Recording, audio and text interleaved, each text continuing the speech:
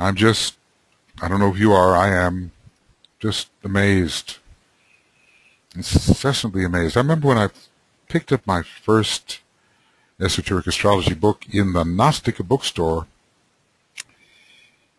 in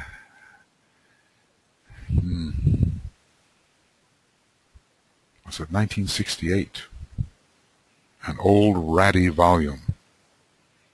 The person who had started reading it was underlining things in pencil, got about 10 or 15 pages into it, it all stopped, and pretty well said to himself, I'm selling this book.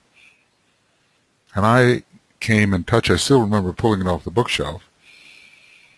Well, and I maybe should have bought a new copy, but, I was being economical at the time. So I just bought what was in front of me. And I kept it ever since, and now that particular volume, wherever it is, I suppose in storage, hopefully in my mind to a degree, is just incredibly ratty, but not quite as ratty as my treatise on cosmic fire volumes, which are absolutely falling apart and have had to be put into plastic bags just to keep them from going to pieces. Then the electronic age came in, and I found it, in a way, easier to study in this way, of course, using the CD-ROM. But we'll begin here, if we can, discussing this intermediate cross and the connections created by these four signs. And now we'll talk about the relationship of Virgo and Taurus through Vulcan, and even pulling in, one can even pull in some other signs in which the moon veils Vulcan through various decanates. The third Cancer decanate, the third Capricorn decanate, the Pisces, second Pisces decanate. All of these are Vulcanian in their expression. All right, so be it then. We'll sign off on this one, hoping for no sudden disappearances of data, and begin with the next.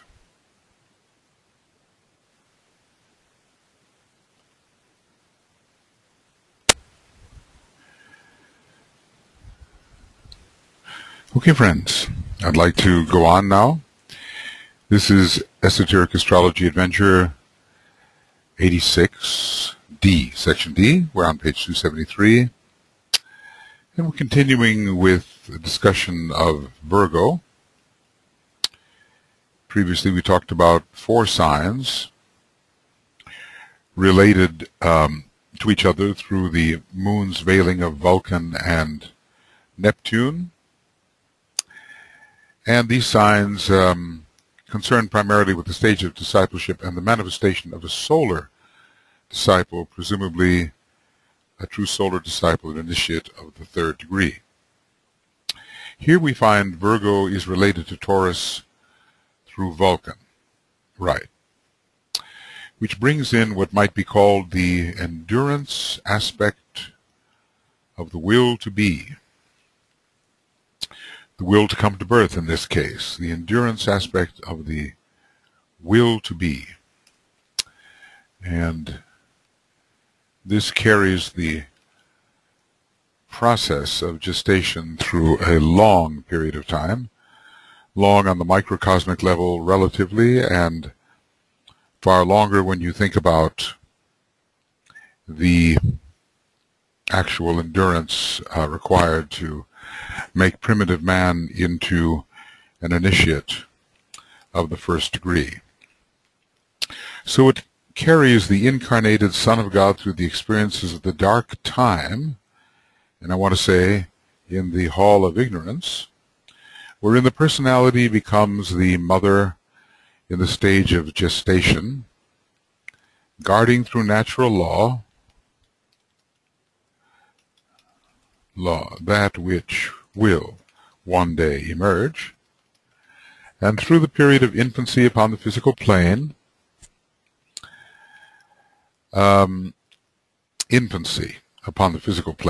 through the stage of adolescence until the initiate maintains full maturity. What is a fully mature initiate? An initiate of the third degree, or of the fifth.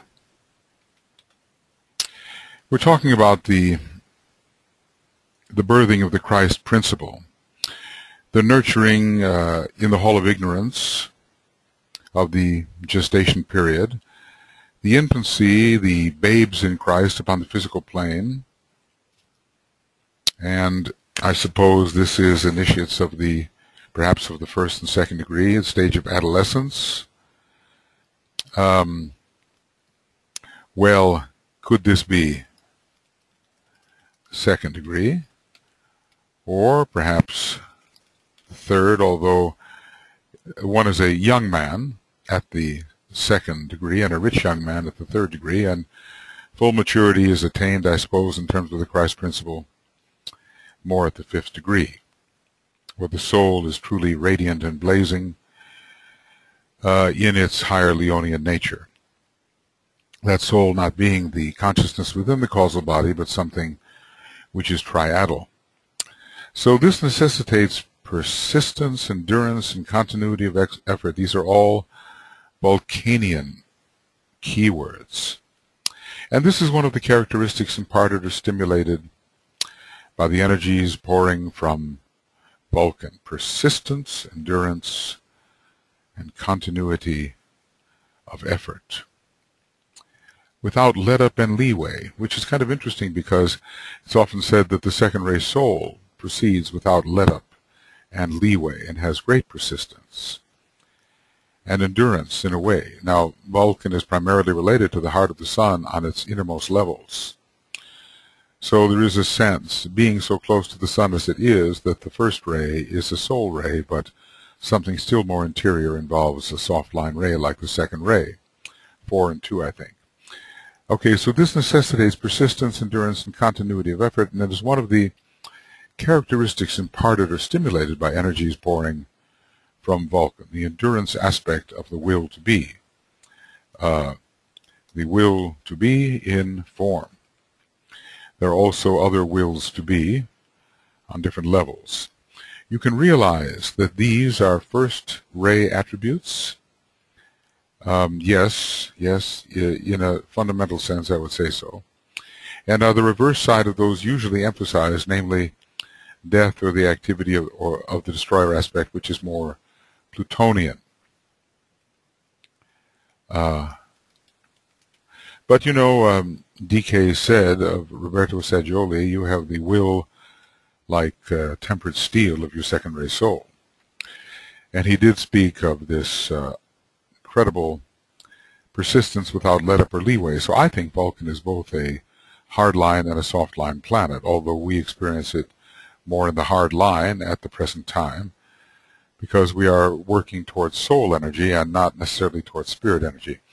Taurus is an expression of the third unmanifested hierarchy. Let's see what we have here for that hierarchy. And we go back here to page 34, I guess, and we see Taurus as light through knowledge. Obviously a very high type of knowledge and a high type of light. Expressing primarily the fifth ray. It is the third of the unmanifested creative hierarchies and the 10th numbering up. The soft line is not particularly involved here. It's more the hard line rays, but especially the mental rays, as the number 3 here seems to suggest, and the number 5. So Taurus is an expression of the third unmanifested hierarchy, and let's put this down, what it is. Through knowledge, light through knowledge. And of this hierarchy we know nothing beyond the fact that it is concerned with the light which liberates from death. A kind of higher version, a kind of higher, oh my goodness, of the unfettered enlightened of Shambhala.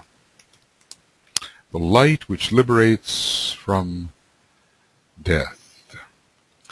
Sometimes it's called the light of life itself. I think we pointed out that not only do Aries and Pisces have a connection with the light of life itself, but Taurus does as well. I think we see that on page 332. So several of the same mantrams, or the same mantram is used in several cases. I guess death is a question of consciousness and of the inability to see the field into which the consciousness is passing when attempting to view it from the field in which the consciousness is immersed. But there could be such a liberating light that all possible fields of entry for the consciousness are seen simultaneously, and that would be indeed a liberation from death, or from that sense of annihilation that we sometimes feel when we think of death. Therefore you have Taurus related to illumination, the mother of illumination, just like the moon is the mother of the form. Vulcan, first ray or endurance, and also related to the release of great light. And it may well be that the third creative hierarchy, which is the hierarchy of liberating light, showing the, revealing the unknown as if it were the known, and allowing those in a lesser field, apparently, to be fully aware of presences in a higher field, liberating light. Perhaps this is ruled by hierarchically by Vulcan itself, ruled by Vulcan. After all, Vulcan is the hierarchical ruler of Taurus, which is assigned to the third creative hierarchy. And then we have Virgo, the Christ life, latent and unexpressed, as is the third creative hierarchy, at least within our solar system. The liberating light, the light which liberates from death, is not yet expressed in our solar system, or at least in the lower parts of our solar system. Maybe upon some of the higher etheric, cosmic etheric subplanes it can be sensed. And then the moon, the form nature, the substance of the flame which lights the way. So the wick is made of substance. It burns and lights the way. Wick is substantial. It burns and lights the way. So what do we have? Taurus, Vulcan, the third creative hierarchy, liberating light, the light which liberates from death. Amazing thought.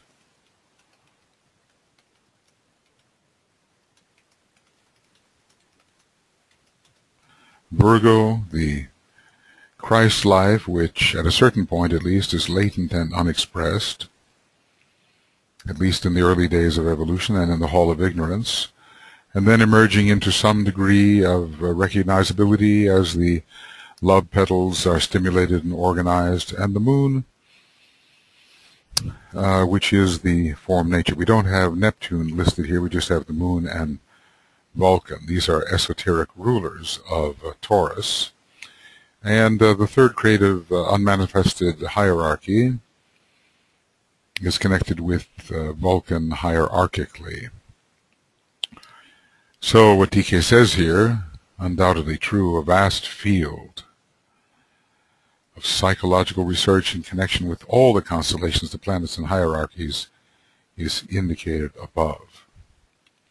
Psychological research in a larger sense than the strictly human, because planets have psyches, solar logoi have psyches, constellational logo have psyches, and we are interested in their quality and how these qualities are related to each other. So psychology is largely a study of quality and of the interactivity of various qualities and the way that this interaction enhances the expression of that which it interacts with. We all know if we remained in isolation, without being exposed to the other qualities, our psyche would be far poorer. So we are interested in the psychological quality of all these entities, not just the human being. And if we think of Cosmic Fire, Treatise on Cosmic Fire is a great textbook in planetary, systemic, and cosmic psychology, and as the psychological key to the secret doctrine, we understand the larger implications of the word psychology. So a vast field of psychological research is indicated in the above, but it is of too vast a nature for me to consider in this treatise. One wonders whether treatises to come will expand upon these matters, or whether they have to be even more practical given the emergency in which humanity finds itself. It will constitute the astrology of the future. So here he links, obviously, astrology and psychology. Astrology and psychology are linked. It will constitute the astrology of the future and will begin to be understood when group consciousness and continuity of consciousness are established among men. Because if you take a look at the light which liberates from death, and liberating light, this is the light which continuity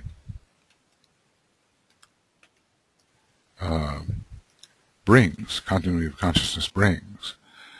In our own little deaths, we are ignorant of the field into which we will be transited or removed or expedited. We're ignorant of that field except in rather vague ways.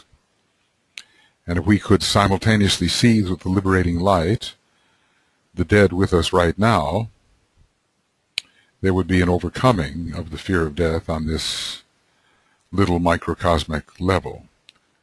We would see all alive and well in pursuit of their various activities, but of course the fact is we're quite overwhelmed by trying to handle our lower world with the various inputs we receive from the higher, subtler levels, which are not the full revelation of all that is going on those levels. So we have to be careful here not to overwhelm the system, and I think that there are various safeguards put in place even now to make sure that man does not find himself in an utterly overwhelming situation. However, as a form of mental gymnastics and as indicating possibilities, the concept is of use to you, for it widens your horizon and indicates the marvelous scope of the divine plan. So much of what DK is given is of value simply for that purpose, and the synthesis underlying manifestation. So great hints can be garnered from this fivefold relation we see: Taurus, Vulcan, Third Creative Hierarchy, Virgo, and the Moon. And they can expand our appreciation of the divine plan and give us the sense, just a small sense, a fleeting sense, of the great synthesis underlying manifestation. We have to actually see these relationships in order to understand this synthesis.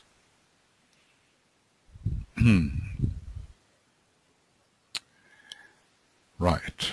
Now, Neptune, which is veiled by the moon also, and which is revealed here as veiled by the moon, whereas earlier we were simply told it was Vulcan that the moon veiled in Virgo. Neptune is, as you know, the god of the waters, And the term waters covers many angles of the esoteric wisdom. So Neptune is going to be associated with all of these concepts listed here below, the whole concept of matter, universal, and itemized. The waters of substance, the ocean of life, the astral plane as a whole, the desired emotional nature, all of these are associated with Neptune. Interestingly, the world of focused incarnation for the masses, based upon desire, the lower part of Neptune ruling that, and mass existence as in Cancer. These are the waters, quite extensive in their meaning. But the whole concept of matter, universal and itemized on every level. The waters of substance. It's not necessarily matter, but that which substands matter, always relative to what is considered matter. Substance is always a bit more subtle and is causative with respect to matter. The ocean of life, the great fields of energy in which all lives are swimming.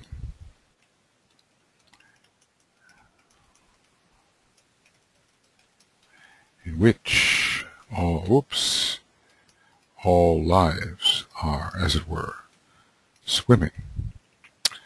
The world of astral glamour and reaction, the lower aspect of Neptune is involved with that. The astral plane as a whole, indeed, and the cosmic astral plane as well, and the Buddhic plane should be mentioned, and even the monadic plane in a sense, because of the sacrificial nature of Neptune, and its relation to both Pisces, the father's home, and Virgo, the selfless task undertaken.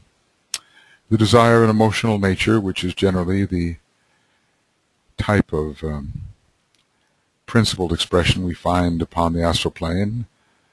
The world of focused incarnation is its desire that leads us into it for the masses, ruled by Cancer. Cancer, the sign of mass consciousness.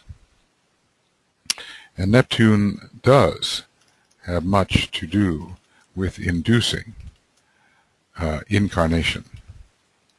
There is a certain attached longing which promotes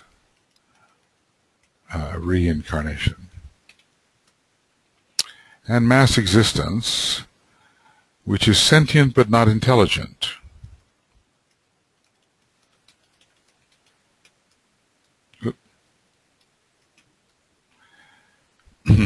Sentient but not intelligent. So in a way, the pre-mental stages of human life are indicated by Neptune and the moon together. The irrational part. The irrational part of man. The moon and Neptune. Sometimes think of rationality in terms of ratios and the factor of comparison. I think the factor of comparison enters with rationality. 2/3, 2 compared with 3. A ratio and a comparison implied. Of all these attributes or conditions of the feminine pole in existence, the material aspect, the constellation Cancer is outstandingly symbolic. The constellation which governed the first half of the previous solar system. A feminine constellation, definitely, whereas, well, just as Virgo is. So we have many attributes and conditions of the feminine pole, and Cancer is the major expression of this, Cancer being most associated with Neptune, which is here being described. So Cancer, symbol of the feminine, of the mother, just as Virgo is.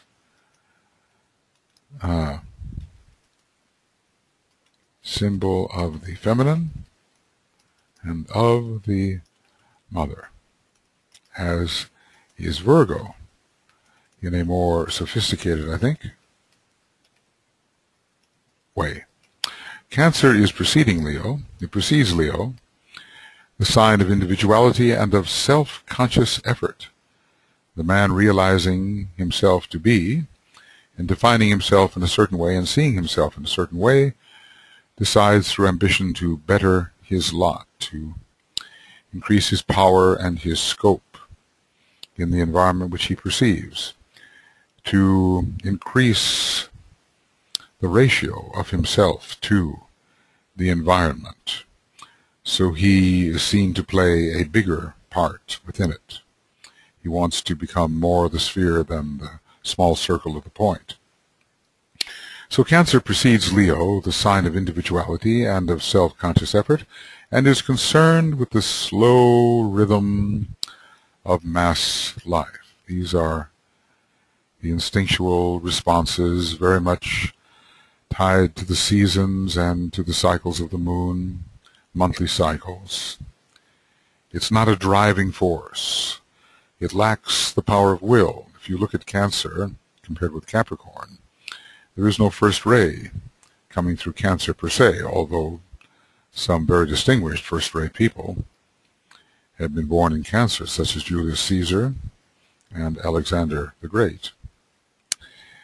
That's interesting, but the first ray was coming from a different source.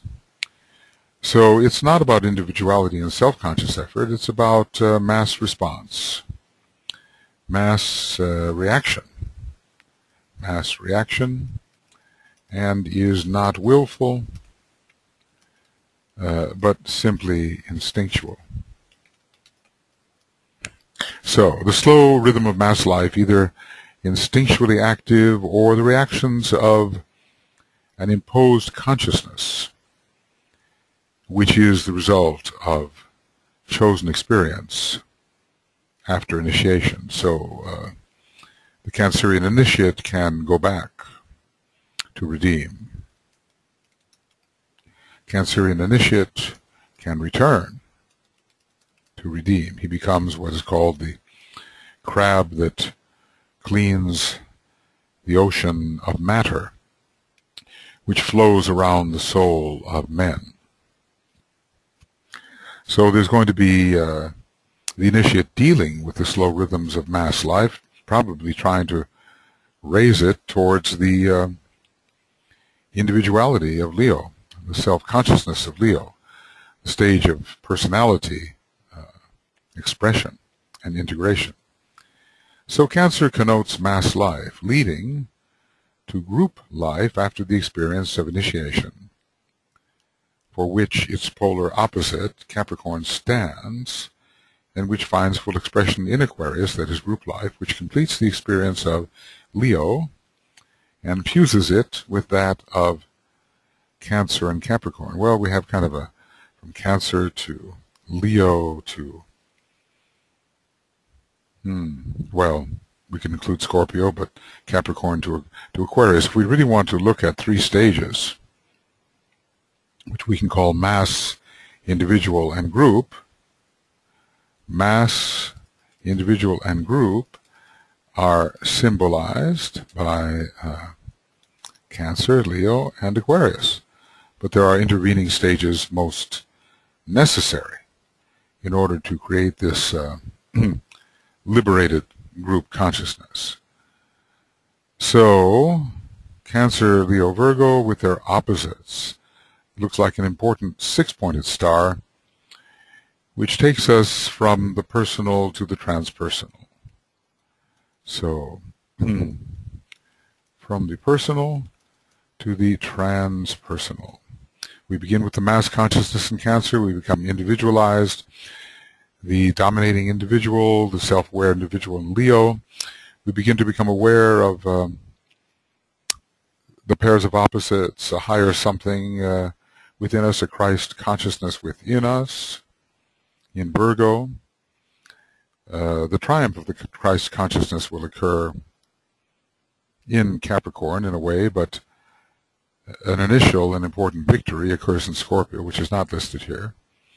Then we have the dominating Christ consciousness in Capricorn, and its full expression in service through Aquarius, and a still deeper, more sacrificial expression of the fully developed, really fully developed Christ consciousness in Pisces, where the life is far more sacrificial even than in Aquarius, far more empathic, far more identified with that which has to be not only served but saved. So we're moving from the personal to the transpersonal and even to the universal. Yes.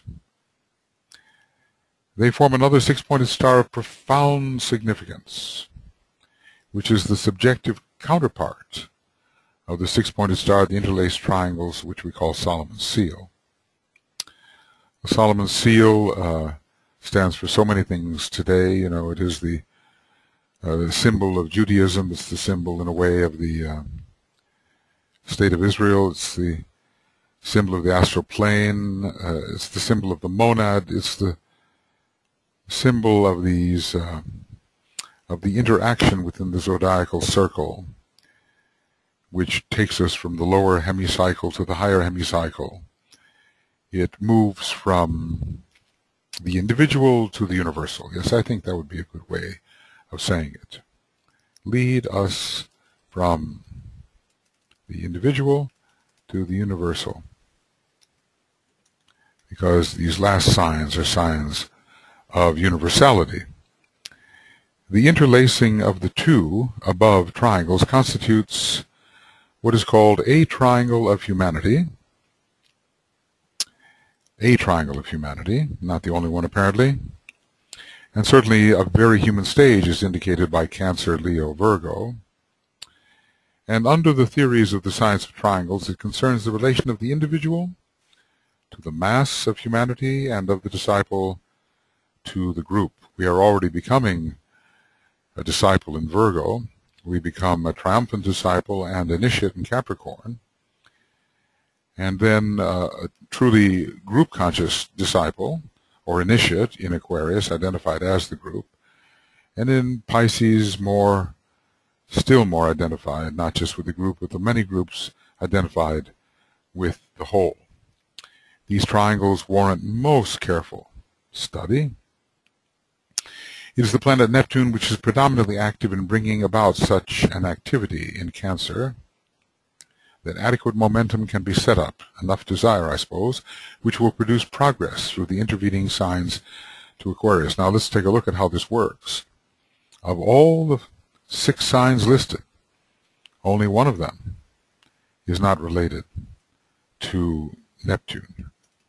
Am I even right there? Well, of all the 6 signs listed, only one is not related to Neptune. And even that we can find in even that one, and that's Capricorn, and even there we can find a relationship. So Cancer is ruled esoterically and hierarchically by Neptune. Leo is ruled esoterically. The sun veils Neptune in the esoteric position. Virgo, and Virgo the moon veils Vulcan, but Neptune as well. So all 3 of these have a strong Neptunian component. As for Capricorn, well, no, but Venus is the hierarchical ruler and Neptune the higher octave, and Neptune is said to be, interestingly, kind of a planet which is reversely exalted in Capricorn because it falls. Every fall is an exaltation. Jupiter is falling in Capricorn and therefore is exalted, and Neptune is therefore exalted. The opposite is true. So very high forms of intuitive psychism are given in Capricorn, with Jupiter and Neptune rising from their fall position into a kind of reverse exaltation. As for Aquarius, Neptune is one of the veiled hierarchical rulers. All 3 planets ruling the form are veiled by the moon in the hierarchical position, and then with Pisces, Neptune has a special relationship, connected with the whole of humanity. So Neptune, interesting, through desire, can generate adequate momentum. I imagine this is through desire. We oftentimes think of Neptune as a planet of tranquility, but if you see how some of the Greek gods are portrayed, Neptune is powerful indeed. If you think of the power of a hurricane or a typhoon out at sea, then the power becomes overwhelming. The whipping up of the emotional nature through desire, driven by the wind, which is whose element is air, connected with the Buddhic plane, or maybe with the mental plane that with which air is sometimes connected. Well, excuse me. I would like here to add something more to the teaching, says the Tibetan, about the wheel of life and its reversed motion, which occurs at a particular stage of evolution. Well, he's talking about generating momentum, isn't he? Maybe, I don't know if that stimulated his mind in that direction, but the activity of Cancer such that that adequate, did he say momentum? That adequate blank, I guess it's momentum, I must have erased it somehow, can be set up which will produce progress through the intervening signs. I suppose if we go activity in Cancer that, and we look that up, activity in Cancer that,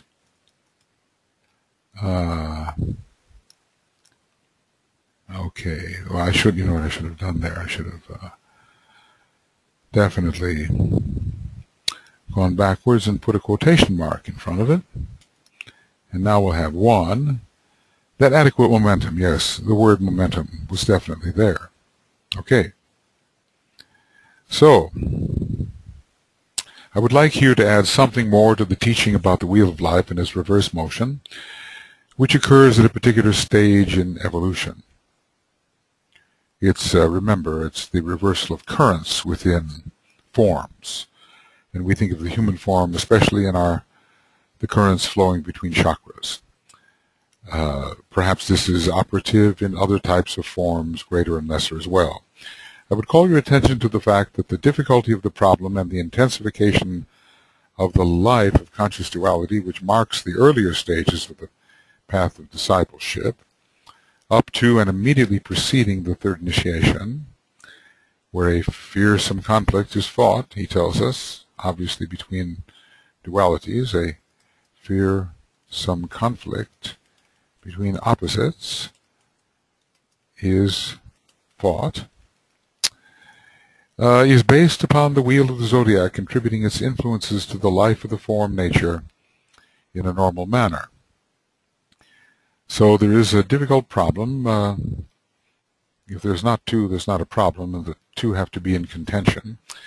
And the intensification of the life of conscious duality, where the soul and personality are truly battling, which marks the earlier stages of the path of discipleship up to and immediately preceding the third initiation, so that's still considered discipleship before the third initiation, is based upon the wheel of the zodiac, contributing its influences to the life of the form nature in a normal manner.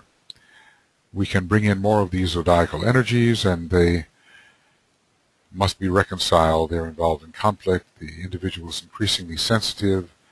Certain energies are promoting the soul's expression. Others are helping the personality to be rebellious.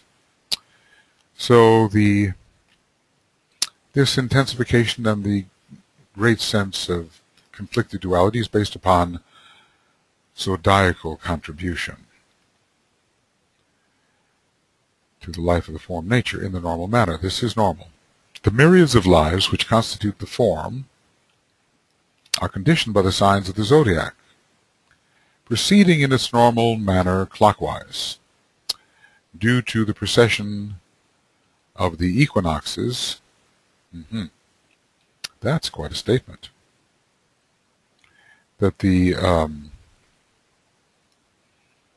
many little lives are conditioned by the zodiac due to the sort of retrogression of the vernal equinox through the signs in a clockwise manner. This is important. It tells us how it happens. So let's just say that the lower elemental lives and the tiny elementals are conditioned by this retrogression, we would call it, but it's called also precession. Whilst the life of the disciple focused in the soul consciousness is governed, or should I remark, should be governed, by the wheel proceeding anti-clockwise, counterclockwise. So there are two different aspects of man, conditioned, each by a wheel moving by wheels, let's put it like that way, moving in opposite directions. Clockwise for the tiny elemental lives and for the larger elemental groupings, and counterclockwise for the consciousness. So there is what you call a wheel of consciousness and a wheel of form. Oh, world of form. Well, let's look at it a little differently here. WH of form, wheel of form. Both motions. Well, of course, you know, we're not really having the zodiac, at this point at least, turn in two directions simultaneously. No. Both motions are in potent opposition. What these motions actually are, well, we certainly need something, a rather faster cycle than a precessional cycle to influence the little lives in the bodies. That's a 2100-year cycle, a 2500-year cycle. We need something faster than that to condition the lower lives. But let's just take it at face value that they are thus conditioned, and that they are stimulated to move in opposition or to express themselves in opposition.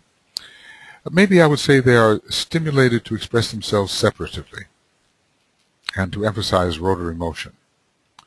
Let's just say the lesser lives are stimulated to express themselves separatively and in terms of rotary motion. Whereas the spiral cyclic ascending motion is the kind of motion which the counterclockwise wheel stimulates. There are still some mysteries, many unsolved things here,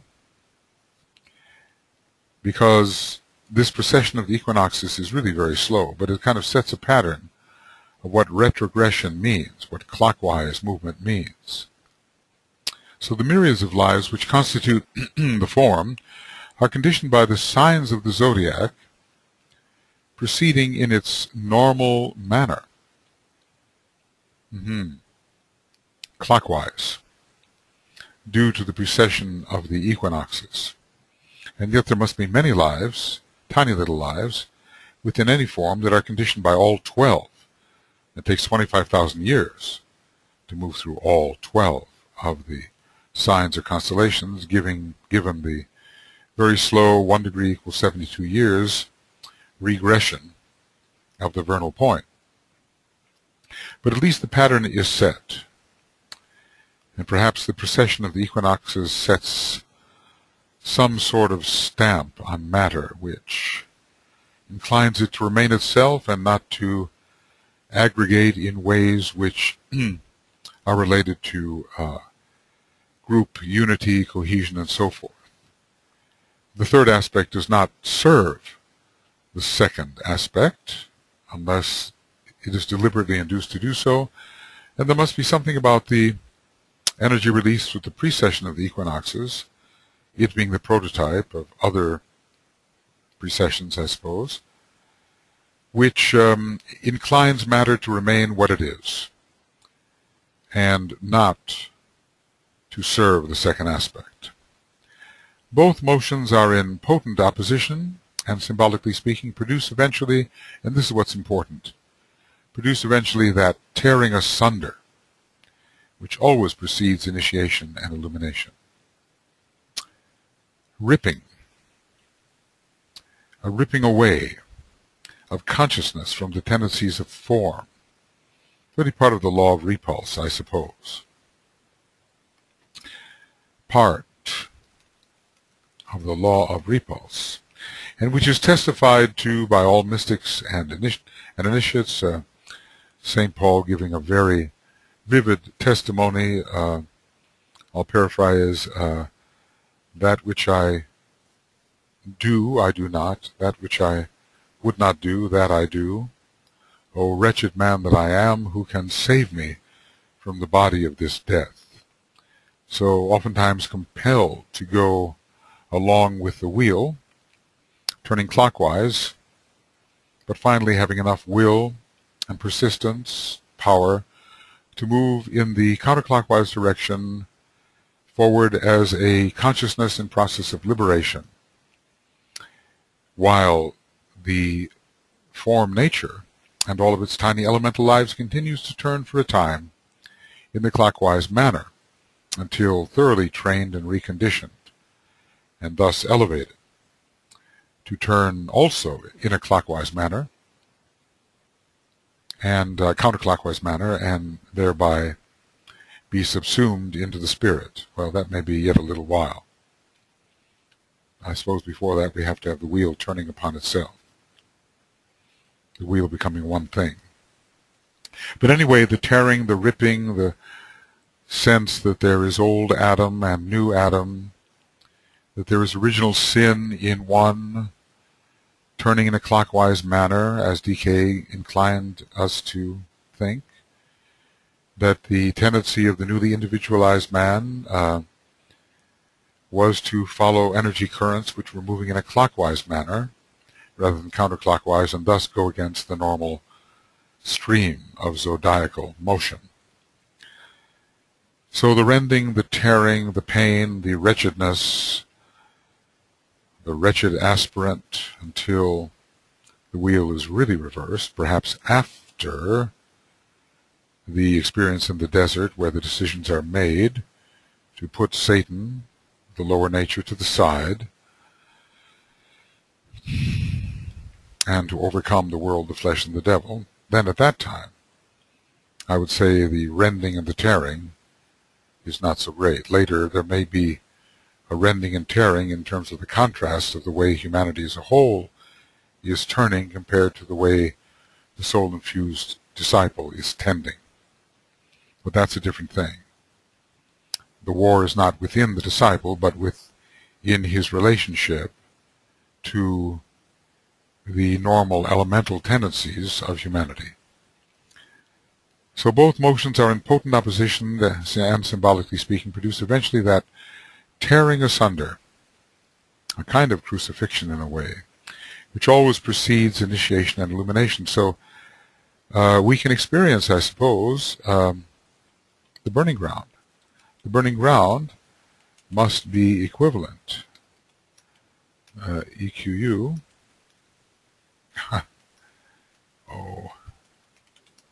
to a tearing asunder. There must be rending experiences upon the burning ground, and which is testified to by all mystics and initiates. This is in reality that which produces the destruction of the veil of illusion, as it is symbolically called, referred to in the New Testament, as the veil of the temple was rent in twain from top to the bottom. So the rending process of the conflicting directions tears the veil. So the rending process caused by contrary motion rends the veil. Consciousness breaks through the integrity of those veils of illusion, glamour, Maya, and the veils of Maya are ripped. The veils of Maya are etheric, but contain the three contents: the separative mind, the glamorous emotions, the chaotic impulsions. And as the consciousness becomes very deliberate in seeking its freedom, in divorcing itself from attachment to those veils, its motion, contrary to the motion of the veils, rends the veils. So this constitutes the result of the dual activity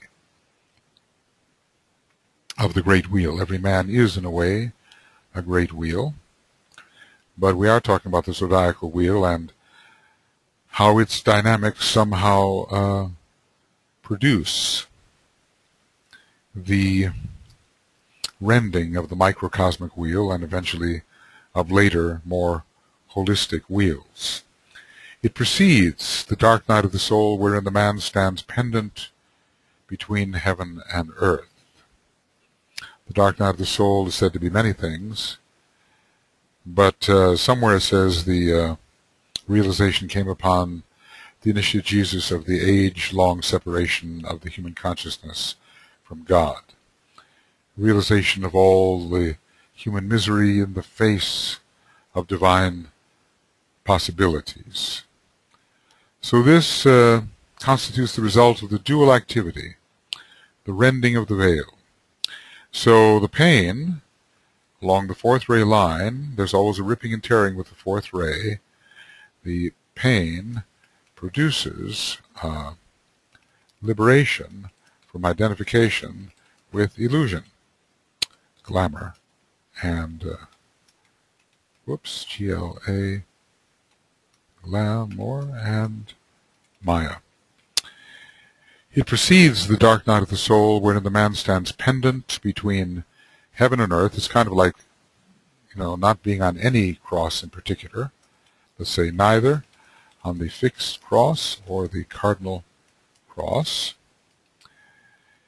And then cries, "Where is the one God who has forsaken me? He is nowhere to be seen, and all of the gods have gone. I stand alone, bereft, yet unafraid. I see the dark of form, I see the dark of distant spirit, and all the light of soul seems gone." Why is that? And we can say, why is that? Well, let us say, the solar angel has returned to its source. The solar angel was in this view, the one God, the great supervisory intelligence of amazing will, love, and power. And it has left the man alone to fend for himself on neither cross, in kind of a no man's land, between the heaven of the monad and the hell or the earth of form life. Then comes the cry, triumphant, "I know I am the light of God. There is naught else." The great teachers have said, "I am the light of the world." And this is realized. The light of day breaks forth, the light of Buddhi, the light of the intuitive plane. One realizes that one can take one's place within the cosmic ethers rather than within the confines of the causal body. So this is really marvelous from the old commentary. Where is the one God who has forsaken me? He's been there, that God, that solar angel has been there for many millions of years. He is nowhere to be seen, and all of the gods have gone. All of my lesser gods that I used to worship, ideals, attractions, things which elevated my consciousness, are all gone and hold no appeal to me. I stand alone. This is the Vulcan experience, bereft yet unafraid, seeing clearly and knowing clearly that one will penetrate into the liberation. I see the dark of form and spirit being still distant, as it will not be for the 5th degree initiate, but may well seem for the one going through the 4th degree. I see the dark of distant spirit and all the light of soul. All the illumination which filled the causal body seems gone. But then a greater light, which is cosmic etheric light of intuition, the 4th plane, breaks forth. Then comes the cry triumphant, I know I am the light of God.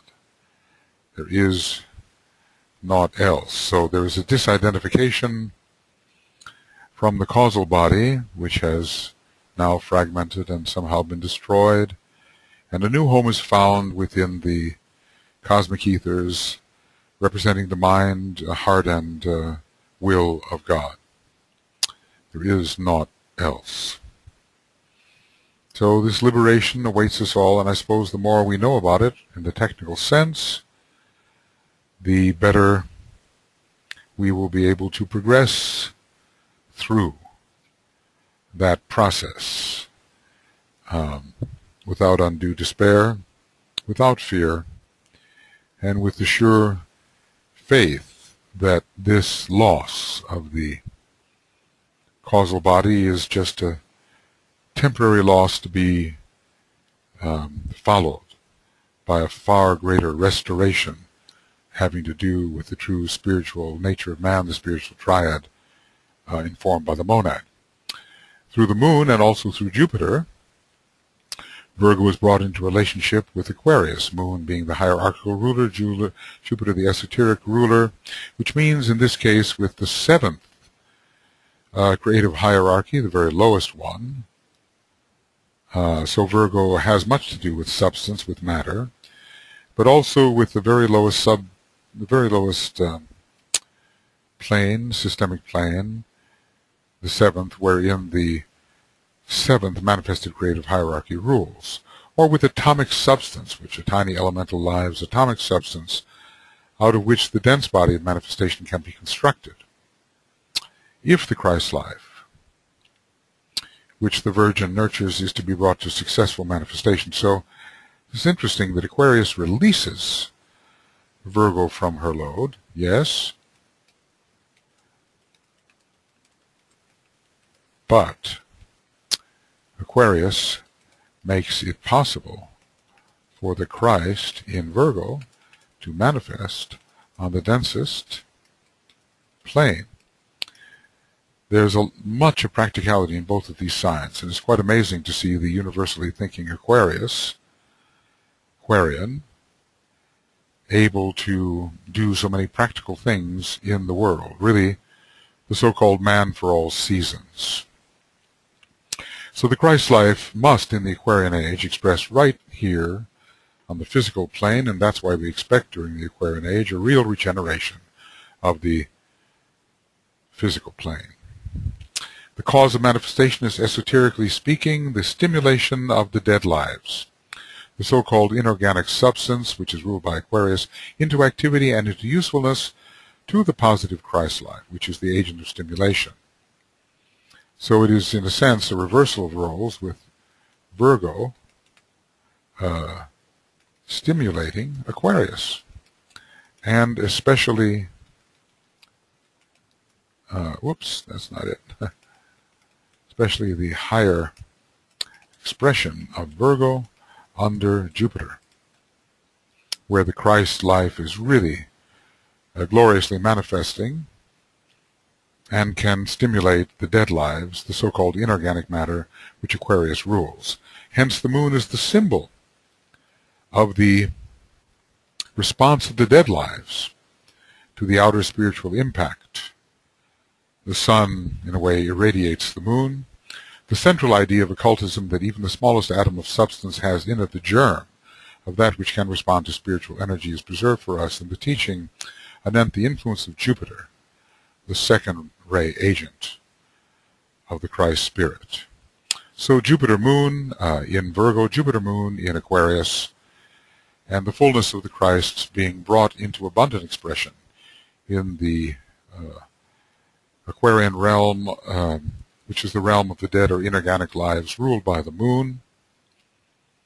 And we then will manifest completely, etherically and physically, that which the Christ has in store. So we are here at the end of Esoteric Astrology 86, Section D, always on some page or another, page 277. Okay, and our next work will be Esoteric Astrology either 86 or 87, depending on the timing, page 277. So much of deep interest here available. Let's just close this with an Om.